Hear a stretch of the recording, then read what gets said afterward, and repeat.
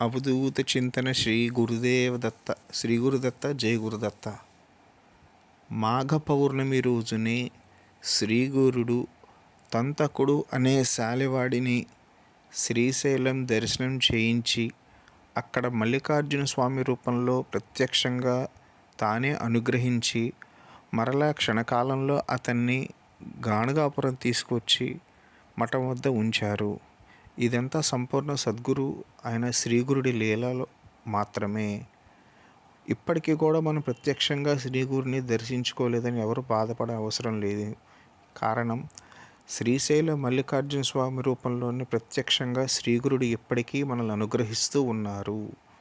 కనుక ఎవరైతే శ్రీశైలం దర్శనం చేసుకుంటారో ఆ మల్లికార్జున స్వామి లింగంలో సాక్షాత్తు శ్రీగురుడే ప్రత్యక్షంగా అనుగ్రహిస్తారు.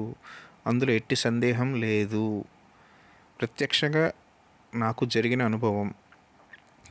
మేము ఒక 4 రోజుల కిందట శ్రీశైల మల్లికార్జున స్వామి వారి దర్శనానికి అనుగ్రహ పాదుకలను తీసుకొని వెళ్ళాము. తెలిసిన భక్తుల ద్వారా కేవలం బయట నుంచే దర్శనం చేసుకోవాలని అనుకొని మేము వెళ్ళటం జరిగినది.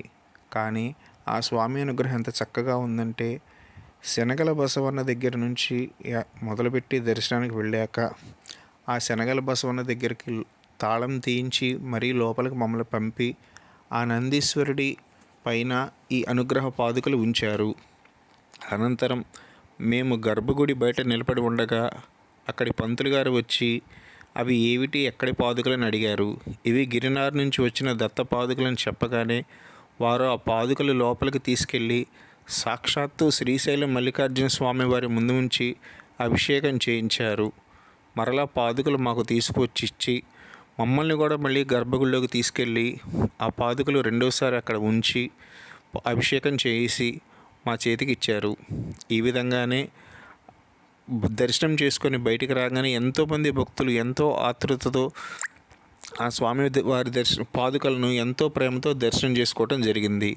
అనంతరం పక్కనే ఉన్న వృద్ధమల్లికార్జున స్వామి దేవాలయానికి వెళ్ళగా అక్కడే పూజ చేస్తున్న అర్చకులు ఎంతో కాలం నుంచి గిరినార యాత్ర చేయాలని ఎంతో వెళ్ళలేకపోతున్నానని ఎంతో బాధపడుతున్నారంట.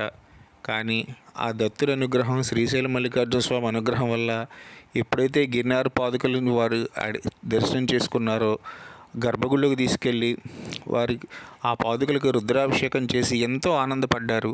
నేను గిరినార వెళ్ళలేకపోయినా ఆ దత్తస్వామి నా వద్దకు నన్ను అనుగ్రహించడానికి వచ్చారని ఆనందంతో ప్రేమతో అభిషేకం చేశారు. అలాగే త్రిఫల వృక్షం వద్ద కూడా ఉంచి ఓంకారనాదం చేసుకోవటం జరిగింది.